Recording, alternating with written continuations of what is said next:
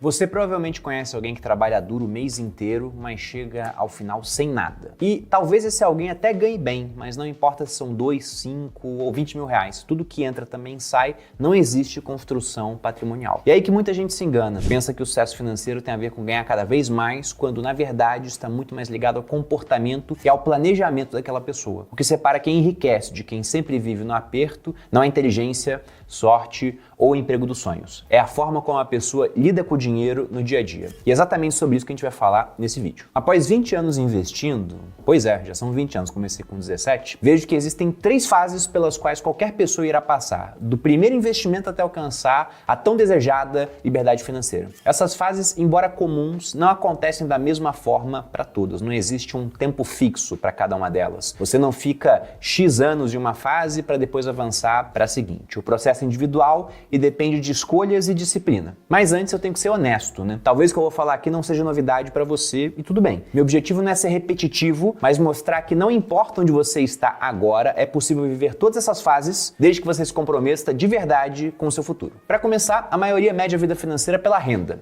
Eu ganho tanto por mês. Só que renda é apenas fluxo. Entra, sai, ela desaparece. Para deixar isso claro, vamos imaginar 2 pessoas. Vou dar o exemplo aqui com Lucas e Ana. Ambos têm 20 anos, recebem 5 mil por mês. No papel, eles parecem iguais. Mesma idade, mesma renda. Só que o Lucas mora em um apartamento caro, mantém um carro financiado e compromete boa parte do salário com essas escolhas. No fim do mês, não sobra praticamente nada. O patrimônio dele é 0. Na verdade, você pode até contabilizar que é negativo por conta da dívida que ele tem do financiamento. Já a Ana, ela faz diferente. Escolheu morar mais perto do trabalho, vai a pé todos os dias e não tem dívidas. Desde o primeiro salário, ela separa uma parte para investir. 10 anos se passam e, embora os dois continuem com salários parecidos, a situação agora é totalmente diferente. O patrimônio da Ana já é relevante, enquanto o do Lucas ele segue inexistente. O resultado, o Lucas continua preso ao salário, com uma única fonte de renda, ou seja, ele está a um passo de ter um problema. Já a Ana, por outro lado, construiu um patrimônio sólido, capaz de gerar renda passiva e até cobrir parte das suas despesas. Nesse exemplo aqui, não tudo, porque foram só 10 anos. E essa é uma construção de longo prazo. E nesse ponto eu preciso te alertar de alguma coisa que acontece bastante, talvez esteja até acontecendo com você. Ao olhar para exemplos como o do Lucas e da Ana, é comum julgar não pelo que cada um fez com dinheiro, mas apenas pelo quanto ganhavam. E eu sei, é tentador pensar que quem conseguiu construir patrimônio só chegou lá porque teve retornos fora da curva, ou uma oportunidade que ninguém mais teve, mas a verdade costuma ser outra. Para provar isso, eu poderia te mostrar diversos exemplos, mas existe um caso muito emblemático que se tornou mundialmente conhecido graças ao excelente livro do Morgan Housel, Psicologia Financeira. Ele fala do exemplo de um cara americano chamado Ronald James Reed. Esse indivíduo, ele era frentista e faxineiro nos Estados Unidos, levou uma vida super simples, com salários bem modestos, mas ainda assim conseguiu acumular uma fortuna milionária. Ele nasceu na zona rural de Vermont, foi a primeira pessoa da sua família a concluir ensino médio, feito ainda mais impressionante, considerando que ele precisava pegar carona todos os dias para chegar à escola. Quem o conhecia dizia que sua vida era tão discreta quanto realmente parecia ser. O Ronald James Reed ele passou 25 anos consertando carros em um posto de gasolina e mais 17 varrendo o chão em uma loja de departamentos da JCPenney. Aos 38 anos ele comprou uma casa de 2 quartos por $12 mil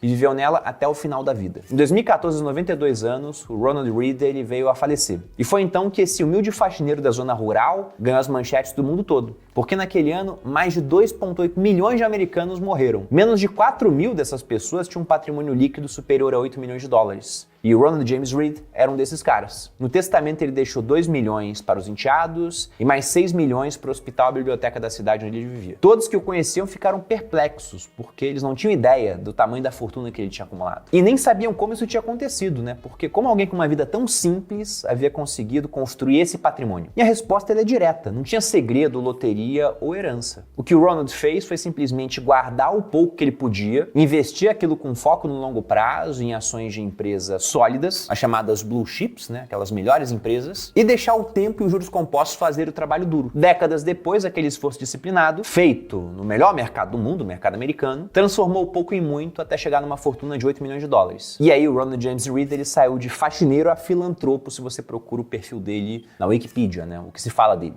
E nesse ponto cabe uma reflexão importante. importante, né? Quantas pessoas que conhecemos ganham muito dinheiro, são muito inteligentes e mesmo assim nunca vão construir nada desse tipo. No mesmo livro do Morgan House, ele dá um outro exemplo, só que no sentido negativo, dessa vez de um grande executivo que se formou em Harvard. Esse cara teve uma carreira de sucesso meteórica, uma aposentadoria precoce aos 40 anos, tinha uma vida de luxo, morava em uma mansão milionária, mas apesar de ser muito inteligente e ter tido muito sucesso, em meados dos anos 2000 ele contraiu um empréstimo para expandir ainda mais uma das suas propriedades. E o custo de manutenção desse empréstimo superava $90 mil por mês. Tudo dando certo, os juros eram baixos nessa época, mas aí veio a crise de 2008. Um dos gatilhos dessa crise foi o aumento de juros, esse camarada estava endividado, sem liquidez e com a sua renda comprometida por gastos astronômicos. Ele viu os imóveis, que eram garantia de alguns empréstimos, perderem valor, serem executados e terminou falido. Essas duas histórias mostram com clareza o que é a fase da construção do patrimônio. O Ronald Read, com salários modestos, acumulou uma fortuna porque teve disciplina, paciência e visão de longo prazo. E veja que tudo isso que eu falo aqui não diz respeito muito a conhecimento, né? Tem muito mais a ver com comportamento. Já o executivo de Harvard, o nome dele era Richard Fusconi, para quem quiser pesquisar, com todo o prestígio e altos ganhos, terminou falido porque não soube controlar seus gastos e as dívidas que ele teve. Essas histórias deixam claro que essa fase da construção, ela é independente daquilo que você ganha e tem muito mais a ver com o que você faz com o que você ganha. E aqui você pode usar várias estratégias, né? Automatizar os seus aportes, separar o valor assim que o salário cai na sua conta, sua remuneração, né? Se você tiver um negócio, né? Salário, por exemplo, ou até ter contas diferentes para gastos e investimentos. Principalmente para iniciante isso é bom, né? Deixar as coisas mais separadas. Tudo isso ajuda. Só que para muita gente não é suficiente. E não é nem por falta de vontade, é por falta de hábito. O cara não tem um comportamento adequado para isso. E muitas vezes nem sabe que ele não tem esse comportamento. Sempre que eu falo do viés do ponto cego, eu lembro inclusive de uma frase do Sêneca, o filósofo romano do século I depois de Cristo. Ele falava: temos sob os olhos os vícios alheios, as nossas costas estão os nossos, né? Ou seja, é muito fácil julgar o outro, mas somos terríveis na hora de julgar nós mesmos. E é por isso que muitas vezes a pessoa acha que ela tá no controle, quando na prática ela tá repetindo os mesmos erros todos os meses. É como na musculação, você pode jurar que tá fazendo o exercício da maneira correta, mas quando um treinador olha para você, ele enxerga de fora aquilo que você não vê. E com alguns pequenos ajustes, ele pode mudar completamente seu resultado. Com finanças é exatamente igual, pessoal. Ter alguém acompanhando de perto multiplica sua chance de conseguir construir patrimônio com consistência e realmente evoluir. E aí que entra o planejamento financeiro. Ele é a chave para transformar seus sonhos em realidade. Você ganha controle sobre suas finanças, se livra das dívidas, define metas claras e cria estratégias para alcançar os seus objetivos. Como, por exemplo, comprar uma casa, garantir a educação dos seus filhos ou se aposentar com tranquilidade. Seja qual for o plano, o segredo é a organização. Além disso, esse planejamento reduz o estresse com dinheiro, evita gastos desnecessários, faz com que o patrimônio cresça de maneira consistente. E para te ajudar nisso, aqui no Grupo Primo, a gente tem uma equipe de planejadores financeiros preparada para te auxiliar nessa jornada. Assim como um treinador na academia, eles olham de perto para sua realidade, corrigem esses pontos cegos e montam um plano personalizado para que você alcance resultados muito mais rápidos e sólidos. Por isso, você quer aprender de verdade a economizar, fazer o seu dinheiro trabalhar para você, com o auxílio de alguém individualmente cuidando das suas finanças e quer começar a fazer isso o mais rápido possível, eu vou deixar o link aqui na descrição para que você possa preencher e um dos planejadores do Grupo Primo vai entrar em contato. Hoje já são mais de 7 mil famílias atendidas e nós temos mais de 500 planejadores ativos para te atender. Bom, e aí seja você alguém que precisa ou não de um planejador, o fato é que sem passar pela fase da construção não existe um futuro financeiro sólido. Porque na história do Ronald James Read, eu disse que ele investia e esse é o ponto que faz toda a diferença. Porque guardar dinheiro não é construir patrimônio. Aqui no Brasil você guarda dinheiro e a inflação vai comer todo o poder da moeda. Você vai estar sendo, na verdade, disciplinado, mas burro, né? Era melhor ter consumido, porque ele tinha mais poder de compra naquele momento. O que realmente vai fazer você construir patrimônio ao longo do tempo é investir esse dinheiro. E é justamente aí que começa a segunda etapa dessa jornada, que é essa fase da aceleração, digamos assim. Nesse ponto, o patrimônio não vai crescer apenas pelos aportes que você faz mês a mês, mas principalmente pelos rendimentos que ele próprio gera. E não que no começo, naquela fase de construção, seu patrimônio não gere rendimentos, mas eles costumam ser muito pequenos comparado ao poder dos aportes que você vai colocar lá. Já nessa fase, a gente chega num ponto onde juros compostos deixam de parecer lentos e passa a dar mais velocidade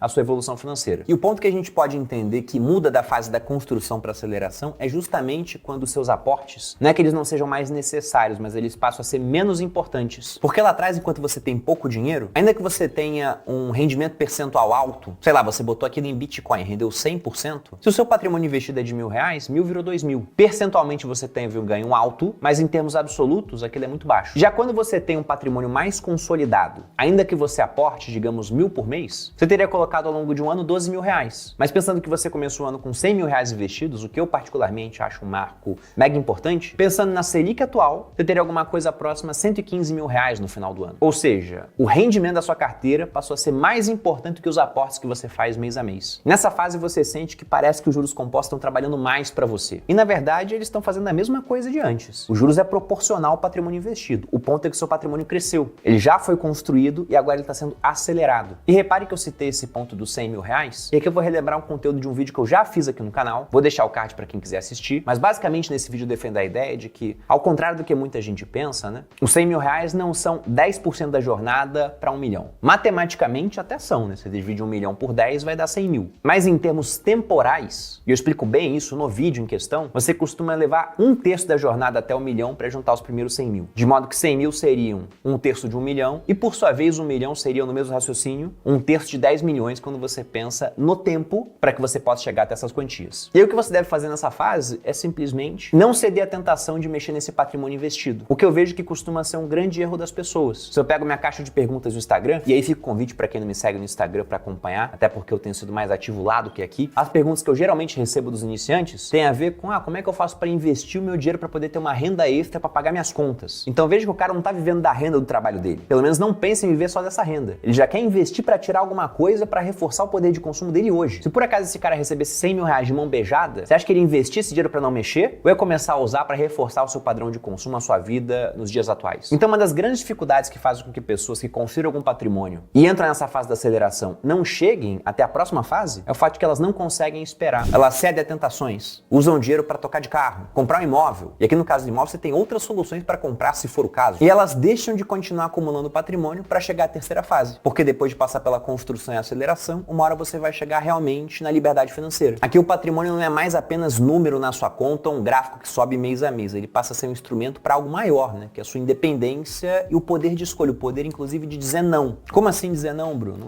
Você trabalha porque você precisa. Até o ponto que você tem um patrimônio que pode te manter, pagar o seu custo de vida. E nesse ponto você pode falar não para aquele trabalho que você não gosta para fazer outra coisa. Talvez até nada, né? Mas se você quiser trabalhar, vai trabalhar com alguma coisa que te dá prazer. E não mais por obrigação, mas agora por opção. E aqui também cabe uma reflexão importante, porque ao chegar nessa fase, você vai começar a usar parte do patrimônio para viver. E nessa fase, isso é legal. Na fase da aceleração, não. Você não chegou nesse momento ainda. Pô, Bruno, e como saber quando eu vou chegar nesse momento, né? Existem diferentes maneiras de planejar para isso. Vou falar uma das regras que é mundialmente famosa, que é a chamada regra dos 4%. Ela fala o seguinte, né? Se você for capaz de viver com 4% do patrimônio que você tem acumulado, então você chegou na fase da liberdade financeira. Porque pense que você tira esses 4%, mas sua carteira rende, por exemplo, 15%, de modo que você vai recompletar essa parte que você gastou e ainda vê essa carteira tendo um ganho, uma valorização acima da perda do poder de compra do dinheiro. E aí, naturalmente, quando você pensa nessa conta dos 4%, você vai ver que o número não será o mesmo para as pessoas. Para quem tem um custo de vida mais baixo, digamos de 40 mil reais ao ano, o que para boa parte da audiência aqui do canal, concentrado em grandes capitais do Brasil, vai parecer irreal. Mas para o cara que mora numa cidade pequena, principalmente fora do sul, sudeste, onde o custo de vida é mais baixo, pode ser crível. Se esse cara tem um gasto de 40 mil reais ao ano, com 1 milhão de reais, ele pode viver de renda. Agora, para uma pessoa que mora numa grande cidade, que digamos que precise de, na média, 10 mil reais por mês, ou seja, 120 mil reais no ano, então já seriam necessários 3 milhões para que ela, usando os 4%, daria 120 mil, possa se aposentar. E assim vai. E aí você percebe que aquele cara que tem aquelas pretensões de ter vários carros na garagem, ostentar pra caramba, ele em si é um obstáculo à sua própria jornada de poder viver de renda passiva. Porque se o alvo dele é muito alto, ele vai ser obrigado a continuar trabalhando, a esperar mais tempo para que ele possa dar espaço para essa terceira fase da liberdade financeira. E para reforçar na sua cabeça essa ideia que eu passei aqui, eu vou citar novamente o Sêneca, porque ele tem um pensamento que eu acho muito bacana. Ele fala que pobres são aqueles que precisam de muito. Quanto menos você tem a noção daquilo que é suficiente para você, mais pobre você é. Portanto, pessoal, essas são as 3 fases: construção, aceleração e liberdade financeira. Todos que querem chegar até a liberdade vão passar pelas 3, e eu espero que você consiga fazer isso mais rápido do que pensa que é possível.